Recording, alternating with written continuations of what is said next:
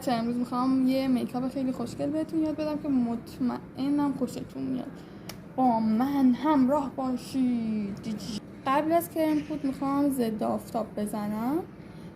برند ضد آفتابی که الان دارم استفاده میکنم اینه سان سیف، ایرانیه، یه ایرانی خیلی خوب و خیلی زود جذبه، همین که خیلی سبکه، فقط بوی زیاد خوبی نداره، اما در کل بخوام بگم خیلی خوبه چون سریع جذب میشه. یعنی شما یه عالمه از این ضد آفتاب رو پوستتون بزنید اصلا نمیماسه، خیلی خوبه.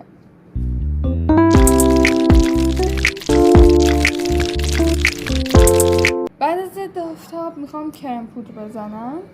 کرم پودری هم که استفاده میکنم باز ایرانیه. امروز سعی میکنم چیزای برنده ایرانی میخوام استفاده کنم. صبر کنید اسمشو دقیقه مای، برند مایه ولی این مدلیش، یعنی این مدل های دیگهش مای اصلا خوب نیست. کاورش معمولیه، کمی هم ازش بزنین مثلا کل پوستتون رو اوکی میکنه. اونطوری نیست که بگم او میکاپ های خیلی سنگینم مثلا به دردش میخوره. یه کاور معمولی رو به خوب داره، سبکه و به نظرم اوکیه.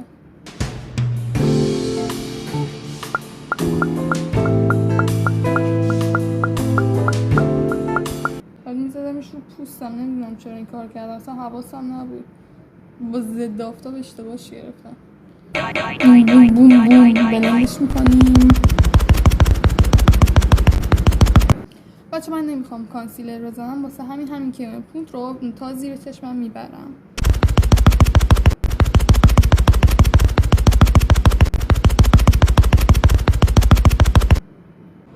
خب میام نزدیک که کاورش رو ببینید، در این حد کاور میکنه. اگه حواستون بود اول ویدیو که یه سری جوش داشتم تا حدودی کاورش کرد. خب میخوام برم سراغ چشمام. تو فکر این بودم که چسب بزنم که چون این مدلی که میخوام واسه چشمام انجام بدم باید خیلی فید بشه، ممکنه از مرزش بیرون بره، واسه همین میخوام با چسب مرزش رو مشخص کنم. چسب نواری کوچیکم پیدا نکردم، با همین اوکیش میکنم. فقط ببینید و تماشا کنید که شمین با کمترین امکانات چه میکنه دوستان.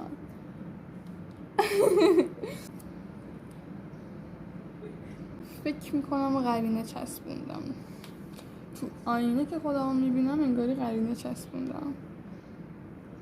خب اوکیه، بریم. این رنگ رو میخوام انتخاب کنم از تو پالت کانتورم. یه رنگ قهوه‌ای ملایم که قسمت بالای پلکتون این قسمت رو بزنید.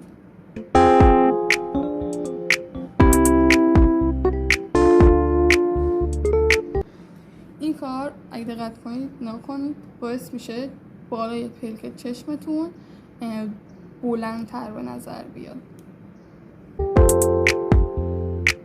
ببینید قشنگ فرق این سمتی که کانتور زدم با این سمتی که نزدم میتونید ببینید. پلک سمت بالاتون بلندتر به نظر میاد، واسه همین خیلی بیشتر میتونید روش کار کنید و قشنگتر به نظر میاد. مثلا سایه‌تون تمیزتر به نظر میاد. حتما این کارو بکنید.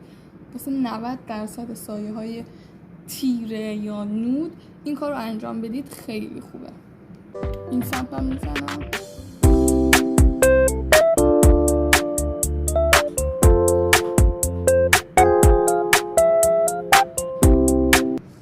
ببینید چقدر خوب شد.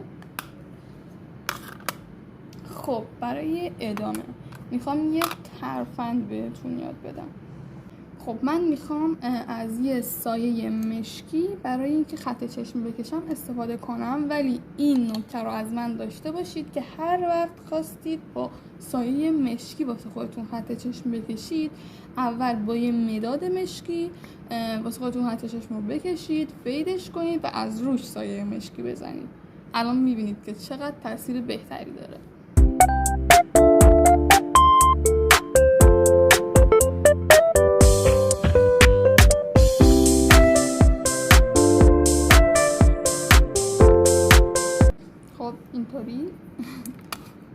بعد یه خورده از این سایه مشکی برداشتم، میخوام خیلی تیره کنم. سایه رو به سمت داخل میارم.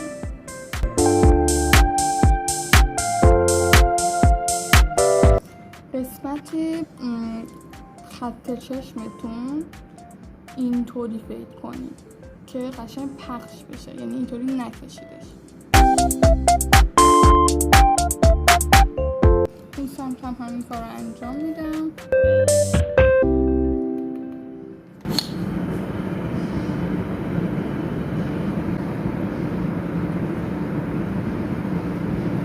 این بر اصلا چیز خوبی از آب در نیومد و من واقعا عصبیم. اوکی، فقط به این بر توجه کنید لطفا. بعد اون میخواستم ویدیو میکاپ بگیرم ببینید چی شد. حالا مثلا یه موقعی بخواید اصلا هیچ جایی قرار نیست بری و اصلا قرار نیست ویدئویی بگیری، یه میکاپ خفنی میشه.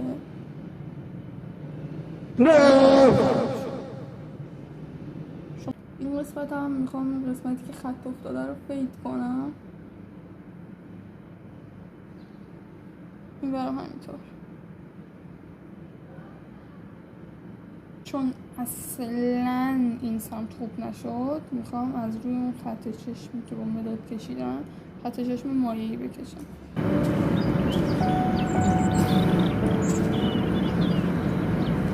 ما نیست درستش میکنیم، تلاش میکنم که درستش کنم. خشک شاید دقیقا. اوکی، ادامه میدیم.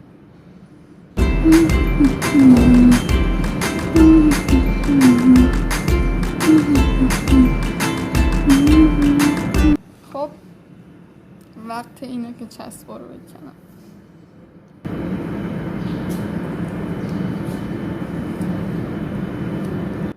Oh my gosh! واو چقدر خوب شد.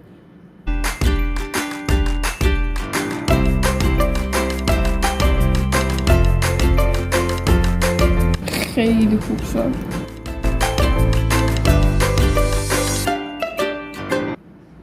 خب کیه اونی که من میخواستم نشد ولی یه چیز بهتر شد.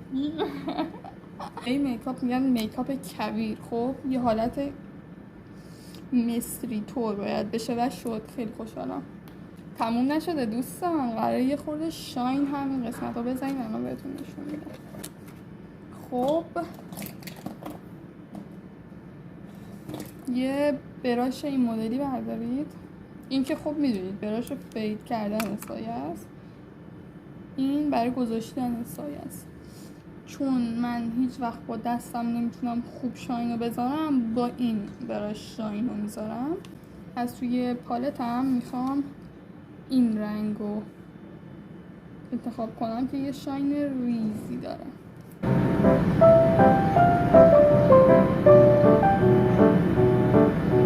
بعد از اینکه شاین رو گذاشتم دوباره با این براش فیدش میکنم، یعنی پخشش میکنم.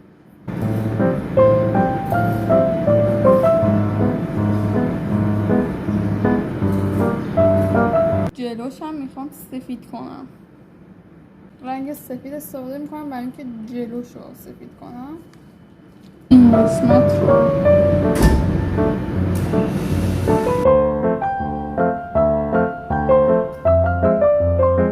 میخوام خیلی یهویی تصمیم گرفتم از یه مداد سرمه‌ای استفاده کنم واسه داخل پلک پایینم. امیدوارم خراب نشه ولی واقعا میخوام انجامش بدم.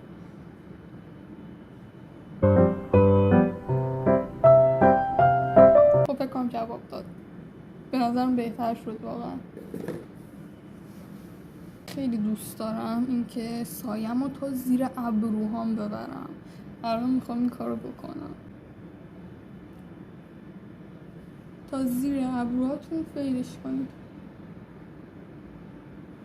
اینطوری چشتون درشتر به نظر میاد. ببین چقدر باحال شد. من خیلی دوست دارم واقعا. نمیدونم یه سری خوششون نمیاد، ولی من خیلی خوشم میاد وقتی تا زیر ابروها میبرم چشام، پلک بالای چشام پهتر میشه و این باحاله واقعا، مخصوصا اگه سایه تیره استفاده کنیم. مرحله بعدی میخوام ریمل بزنم. یکم بیام جلو سایه رو تا اینجا ببینید. الان نوبت ریمله، فقط ریمل مونده. بچه‌ها ریمل رو خیلی زیاد بزنید، اگه موجه دارید موجه بذارید، چون میبینید دیگه این میکاپ ها معمولا موجه های پر خیلی بهش بیشتر میاد. من میخوام کلی ریمل بزنم الان. ببینید من این سمت رو ریمل زدم، این سمت رو نزدم. الان میخوام بهتون بگم که من چطوری ریمل میزنم که اینقدر تفاوت داره. برندی که استفاده میکنم برند اسنسه. این مدلش فقط واسه یه پر کردن موجهاتونه. اگه میخواید خیلی بلندتر بشه اسنس صورتی استفاده کنید.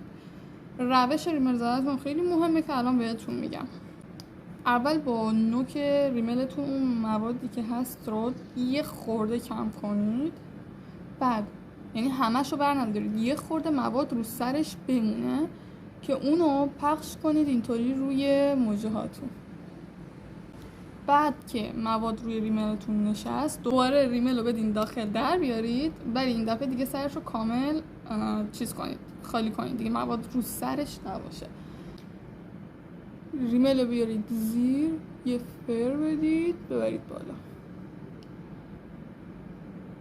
و اینو چند بار تکرار کنید. دستتون رو جهتش رو تغییر بدید و هی انجام بدید.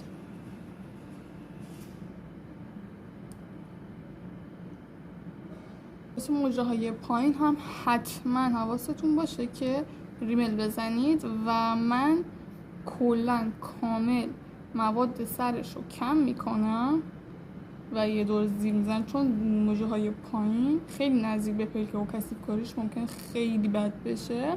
واسه همین سرش رو کامل مواد رو بردارید، بعد اینطوری بزنید روی موجه های پایینتون.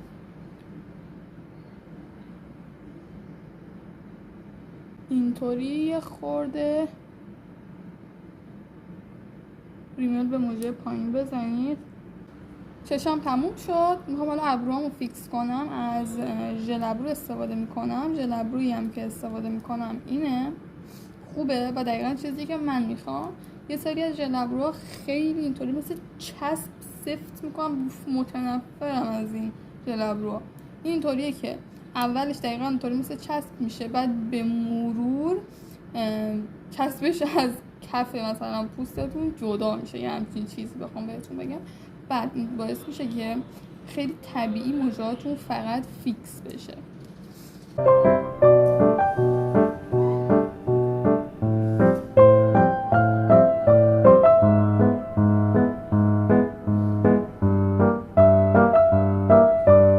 خیلی روی زیبایی صورت تاثیر داره ابرو.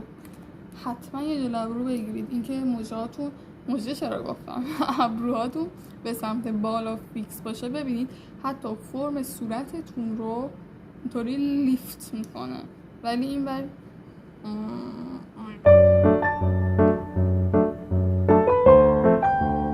خب بچه ها به نظر من این میکاپ رژگونه صورتی بهش نمیاد، فقط گونه‌هاتون رو کانتور کنید خیلی بهتره. اما اگه خیلی دوست دارید حتما گونه‌هاتون گل گلی بشه میتونید یه خود رژگونه هم بزنید. من فقط میخوام کانتور کنم.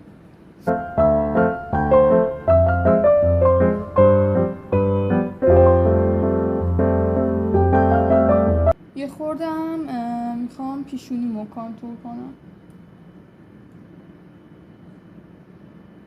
اینو بگم من فرم پیشونیم طوریه که این قسمت خیلی کوتاه‌تر فاصلش از ابروهام، واسه همین این قسمت رو کانتور نمیزنم، قسمت بالای سرم رو کانتور میزنم.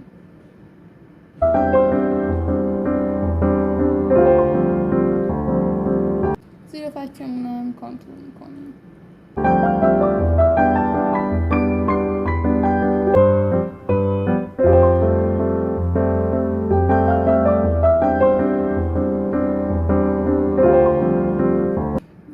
با براش سایه کانتور میکنم.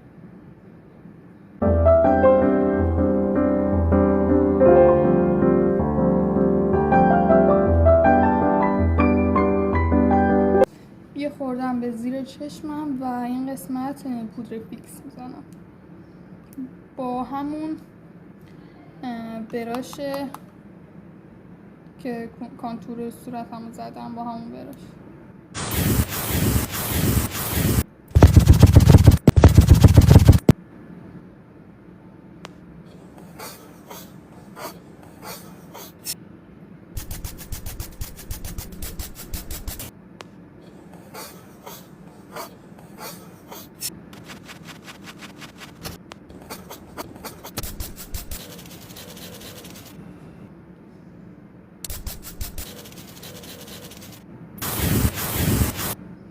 عاشق میکاپم شدم.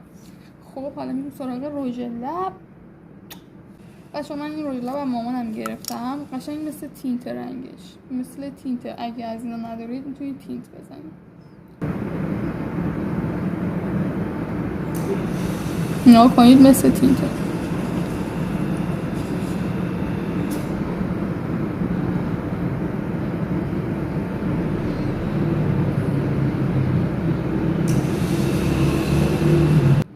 من بعد از اینکه این رژ لب یا حالا تینت میزنم از یه مداد قهوه‌ای استفاده میکنم که برای اینکه دور خط لبمو بکشم اصلا هم رنگ خود تینتتون نزنید. سعی کنید قهوه‌ای تر، تیره تر بزنید که حالا تا اینطوری قلبه‌ای تر میگیره لبتون. الان بهتون نشون میدم.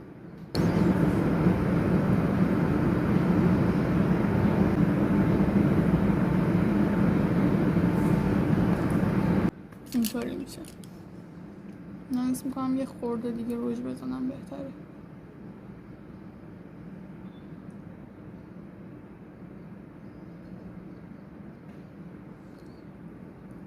ببینید چقدر خوب شد. پس حتما یه تینت صورتی با یه مداد قهوه‌ای اینطوری لبتون رو خوشگل کنید. خب فکر میکنم دیگه تموم شد، چیزی نمونده. این از میکاپ من. وای لباسم.